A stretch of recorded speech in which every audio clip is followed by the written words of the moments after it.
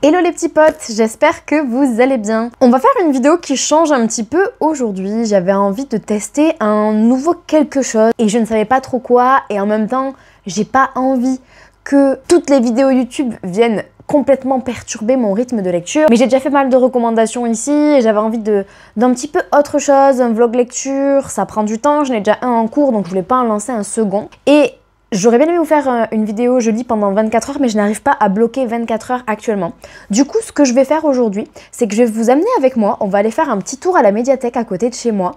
En plus, il fait super beau, ça va être ultra agréable. Et je vais essayer de revenir avec 2-3 BD peut-être que je vais lire pour ce vlog dans l'après-midi là, ou en tout cas entre cet après-midi et demain matin. On est le jeudi 12 juin. Et voilà, et je vais vous faire mes petits retours sur ces BD là. Donc objectif, réussir à trouver des romans graphiques ou des BD qui me font envie dans tous les styles.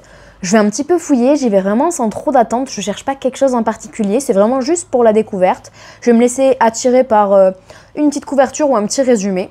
Et voilà, donc là ce qu'on va faire, c'est que j'enfile des chaussures, je pars à la médiathèque, je vous amène avec moi, et puis en rentrant, je vous montre les ouvrages que j'ai pris et je les lis pour vous les présenter. Et vous donner mon avis, bien évidemment, c'est l'objectif.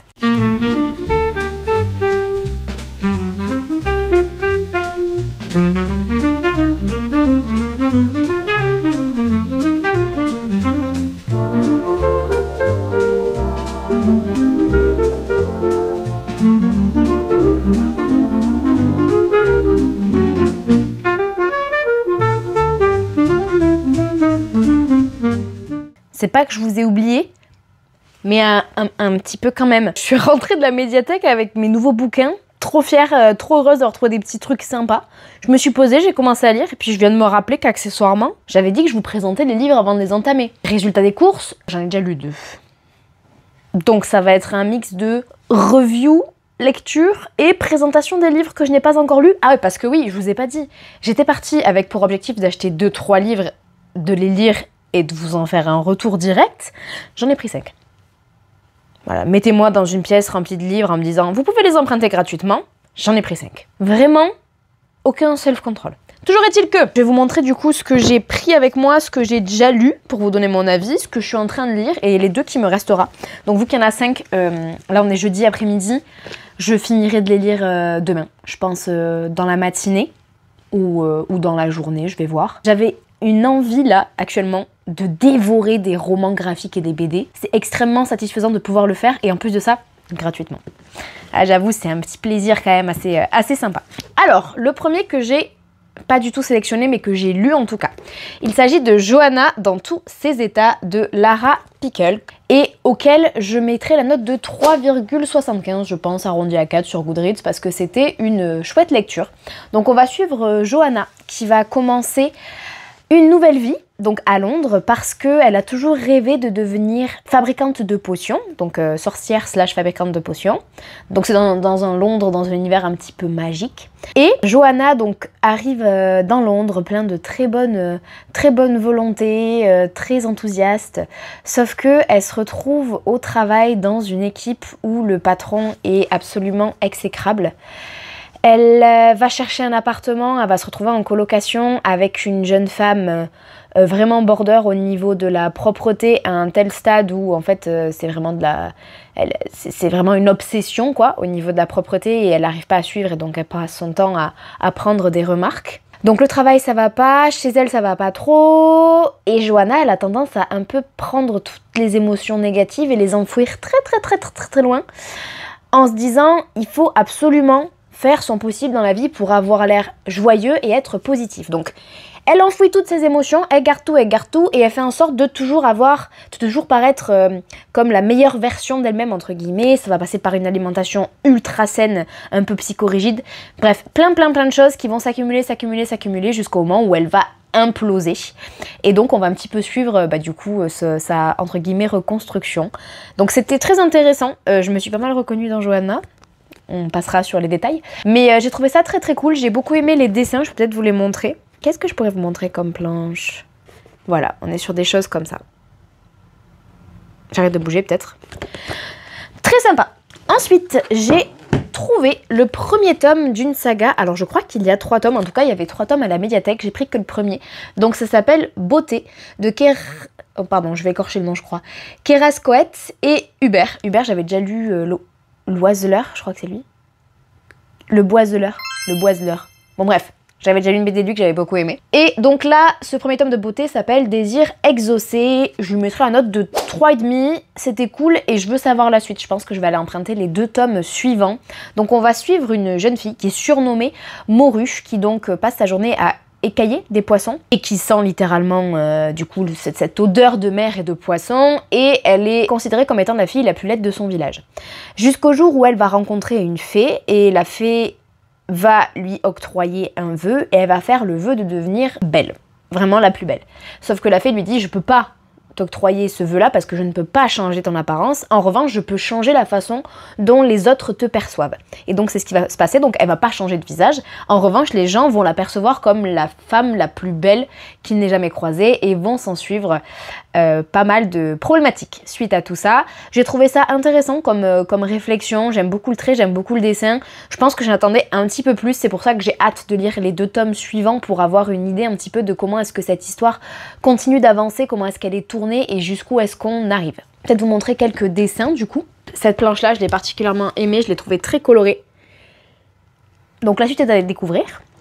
Et j'ai commencé ensuite California Dreaming de Pénélope Bagieux qui va revenir sur, si je ne dis pas de bêtises, l'une des membres de The Mamas and the Papas. Donc d'où le titre California Dreaming. J'en suis qu'au tout début. Donc j'ai pas grand chose à vous dire. Au niveau des dessins, on est un petit peu sur un style comme ceci, donc en noir et blanc. Voilà, je reviens dessus quand j'aurai terminé. Je peux vous lire la 4e de couverture, par contre, on nous dit « Hélène Cohen rêve de devenir chanteuse. Sa voix est incroyable, sa personnalité aussi excentrique qu'attachante, son besoin d'amour inextinguible. » Pourquoi je te dis inextinguible? J'ai appris que je prononçais mal le mot. À l'aube des années 1960, elle quitte Baltimore pour échapper à son avenir de vendeuse de pastrami et tenter sa chance à New York. Voilà. Et donc ensuite, il reste encore 2 livres que j'ai empruntés parce que pourquoi pas, j'étais lancée, vraiment, j'ai trouvé des trucs trop cool. Et encore, je me suis forcée à arrêter de fouiller dans les piles. Parce que vraiment, j'ai pris 3 livres en adulte. Je me suis dit, oh, je vais quand même aller jeter un coup d'œil dans les rayons jeunesse. J'ai fait un bac jeunesse, j'ai pris 2 livres, j'ai dit non mais là faut que je rentre chez moi parce que j'ai plus de place dans mon sac. Chez les adultes, j'ai aussi pris celui-ci, donc vert, que j'ai vu aujourd'hui en librairie et que j'ai pas acheté, donc j'étais trop contente de le trouver à la médiathèque. Donc de Patrick Lacan et Marion Besançon. Et on nous dit derrière, c'est l'histoire d'une métamorphose, celle de Clarence qui guette le jour où sa mère sortira de la jungle de tubes la maintenant en vie, tandis que son père barricade son chagrin derrière une agressivité surprotectrice.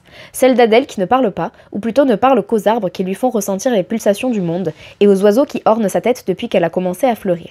Celle de Lucien, hypocondriaque et effrayé de tout contact avec l'extérieur, jusqu'à l'apparition de ses premiers bourgeons. Celle d'une humanité frappée du jour au lendemain par une inexplicable mutation végétale. C'est l'histoire de racines qui s'entremêlent et de liens qui se nouent. Donc très hâte de le commencer. Et je voulais vous montrer, ça m'a fait rire, on est aussi sur du noir et blanc, comme pour le précédent. Je peux vous montrer ces planches-là. Donc ma foi, très cool. J'imagine que ça s'appelle vert, peut-être qu'on a des couleurs qui vont apparaître au fur et à mesure. Je ne sais pas, nous verrons bien. Et donc le dernier livre que j'ai emprunté, c'est Fille de lune de Greta Chela. Il y a écrit X-E-L-L-A, j'imagine que c'est du basque. Peut-être que je me trompe. Attendez. J'arrive pas, c'est quand même une dinguerie ça. Je l'ai déjà lu. J'allais vous présenter la dernière BD et je vous ai lu la 4e de couverture. Et en lisant la 4e de couverture, je me dis mais ça me parle un peu quand même. Je viens de feuilleter l'ouvrage. J'ai déjà lu. Bon, bah du coup, -1. Mais quel nulos! Bon, ben, je comprends pourquoi est-ce que les dessins m'ont attiré. Je veux dire, je suis constante, hein. Ils m'ont attiré une première fois, ils m'attirent une seconde fois. Pour ma défense, je l'avais lu au format numérique, je l'avais reçu en service de presse sur NetGalley. Bon, ben, manqué. Est-ce que j'avais mis mon avis quelque part pour vous le donner, du coup? Tant qu'à y être? Est-ce que j'ai écrit quelque chose? Tout à fait. Donc, nous avons ici une 4e de couverture qui dit « Qu'es-tu prête à faire, Tia, pour sauver ta mère et ta relation avec elle? Parfois, pour aider quelqu'un qui nous est cher, il faut d'abord commencer par mieux se connaître soi-même. C'est un voyage de découverte et d'aventure comme il en existe peu. » Je lui avais mis la note de 3 étoiles, avec écrit « Une chouette BD avec de très belles planches. L'histoire ne m'a pas transportée, mais je la recommanderais facilement rien que pour le beau message qu'elle fait passer. » Écoutez, heureusement que j'ai rien acheté et que c'est que des emprunts à la médiathèque. Bref, du coup, je termine California Dreaming, je lis vert et je vous fais mon retour final sur tout ça.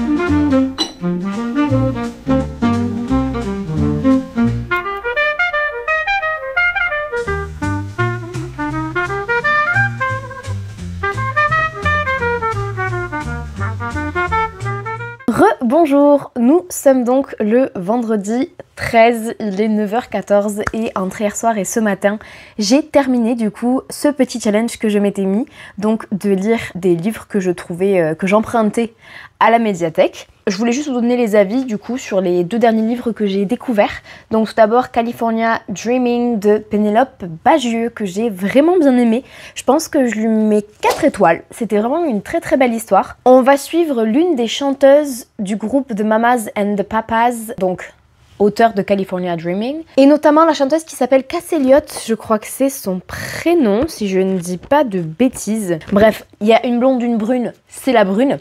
Et j'ai vraiment beaucoup aimé. Tout d'abord, c'est la première fois que je découvrais Pénélope Bagieux, c'est la première BD que je lisais d'elle, il me semble. Non, je vous dis des bêtises, je crois que j'ai lu les Strates que Lauralie m'avait prêté. Donc c'est la seconde BD que je lis d'elle. Et j'ai vraiment beaucoup aimé tout d'abord le trait. Je vous le remontre un petit peu, j'ai trouvé ça super cool. J'ai beaucoup aimé la façon dont l'histoire était très documentée. J'ai appris plein de choses. Je ne savais pas grand chose sur ce groupe de façon générale, à part qu'ils avaient chanté California Dreaming. Mais sinon, c'était vraiment une grande découverte pour moi. J'ai beaucoup aimé la ténacité de la protagoniste qu'on suit. On est vraiment sur quelqu'un qui, depuis qu'elle est petite, dit « moi, plus tard, je serai une star ». Et elle, plus tard, elle est devenue une star. Donc, je trouve ça assez incroyable et j'ai vraiment, voilà, totalement adhéré aux propos du livre. Ensuite, j'ai aussi découvert donc Vers de Patrick Lacan et Marion Besançon. Et je suis un peu moins convaincue. Je pense que je mettrai 3 étoiles. Alors dans l'idée, j'ai adoré le trait, j'ai adoré les illustrations et on a un petit peu de couleur à la fin. Donc j'ai aussi mis toute la partie colorisation, je crois qu'on dit. Donc sur ça, aucun souci. J'ai trouvé l'idée de base assez originale. En revanche, je suis restée un petit peu hermétique pour le coup à cette histoire, je sais pas. Je suis pas sûre d'être 100% convaincue. C'était original mais je suis pas 100% convaincue. Pour vous faire un petit topo, on va suivre ici donc plusieurs personnages qui vont vivre une épidémie dans laquelle, si vous voulez, le corps et le monde de façon générale est en train de muter. On a une mutation végétale en fait. On commence par avoir des bébés qui naissent avec des plantes dans le nez. Alors qui sortent de leur nez et au fur et à mesure tout le monde est atteint par ça et on a toutes les personnes et les humains qui vont avoir des plantes qui vont pousser sur leur corps et les plantes et le végétal de façon générale va devenir un petit peu fou et donc on va suivre plusieurs réactions face à cette mutation là. Voilà, les messages sont passés mais je sais pas, c'était chouette mais sans plus. Je pourrais peut-être vous montrer un petit peu quelques dessins parce que je vous ai dit que le trait il était sympa mais je vous ai même pas montré. Vous êtes déjà montré en fait. Donc voilà pour ces 4 lectures graphiques. Il devait y en avoir 2-3, puis je vous en ai annoncé 5 et finalement j'en ai lu 4. C'était assez chaotique. Mais soit, et on est là pour ça. J'ai beaucoup aimé ce petit concept, j'adore. En fait je le faisais assez fréquemment parce que ça faisait 1 an que j'avais pas été à la médiathèque.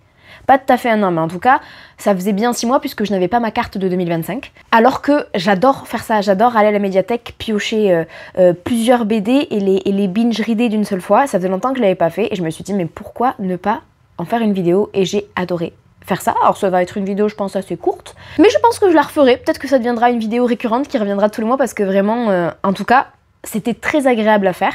J'espère du coup que cette vidéo vous aura plu, j'espère que le concept vous aura plu et vous incitera peut-être à aller emprunter plein de livres en fait à votre médiathèque et plein de romans graphiques. C'est vrai que les romans graphiques c'est quand même un certain coût. J'adore en acheter, surtout celles qui m'ont vraiment marqué. J'ai tendance un petit peu à quand j'en achète, si elles m'ont pas marqué, à les revendre pour pouvoir en acheter des nouvelles. J'adore les avoir dans ma bibliothèque, mais c'est vrai que pour en découvrir de nouvelles et en tant que personne qui aime vraiment les lire en quantité, la médiathèque c'est vraiment formidable pour ça. Merci d'être resté jusqu'à la fin de cette vidéo. Dans tous les cas, nous on se dit à très bientôt, la semaine prochaine en fait, pour une nouvelle vidéo et je vous souhaite un très très beau week-end. Salut!